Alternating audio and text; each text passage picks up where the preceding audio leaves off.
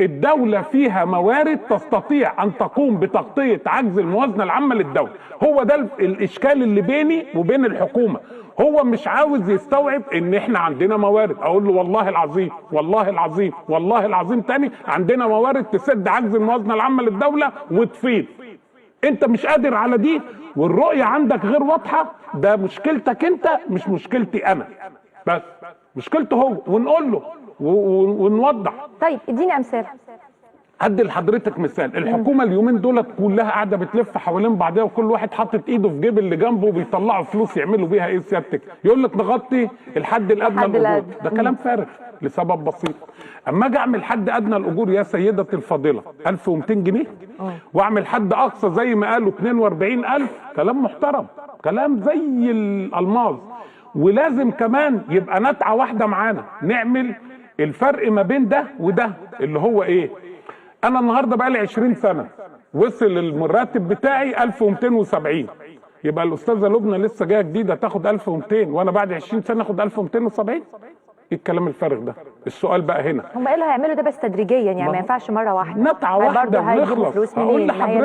هقول لحضرتك لما اخد انا 1270 بعد 20 سنه ويجي يعني العمل بتاعنا او رئيسنا او الدوله او الكلام ده تدي الاستاذ لبنى 1201، هل انا هقوم بتعليم الاستاذه لبنى العمل؟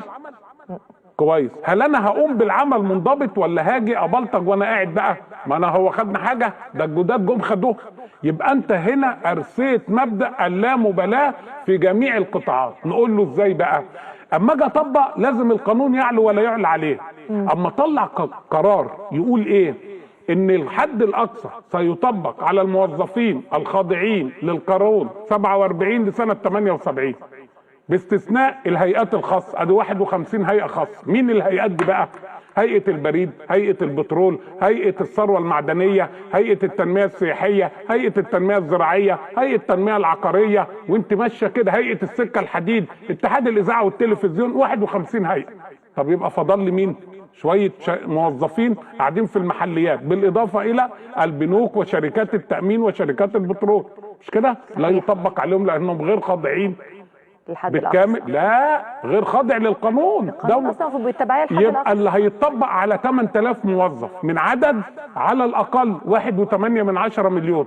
ال 8000 موظف دولت بالمناسبه نقول 16 منهم اللي يبلغ الحد الاقصى، اللي هو رئيس حي الوراق، رئيس حي الكتكات، رئيس حي الطوخ، الناس دي. بعد كده الناس ماشيه لابسه جلابيه، يعني سوري على العظم، مفيش لحمه حتى يلبس عليها جلابيه. ده كلام. فانت لو طبقت ده نشوف بقى اجر الموازنه العامه للدوله في كام؟ 172 مليار في الباب الاول اللي هو الاجور والمرتبات. الباب الثاني 8 مليار يبقوا 180. الباب الثالث 11 مليار يبقوا 191. لو طبقت حد ادنى 1200، حد اقصى 42,000، اللي في النص ده كل سنه 5% سنه خبره، يعني ابو 20 سنه يبقى 100%. يبقى الاستاذه لبنى تاخد 1200، صلاح بعد 20 سنه ياخد 2400، الاستاذ علي مثلا ب 30 سنه يبقوا ياخد 3000 جنيه. الليله دي تطلع كلها 184 مليار. انا بدفع 191 مليار، يعني الحكومه تضرب كمان في جيبها 7 مليار وربنا يوفقه. طيب فلما اجي اقطع فرده واحده من المقص، ما هو المعادله مقص طرفين، فرده واحده ما بقاش مقص بقى مطوه، يبقى الحكومه جايه تشرطنا.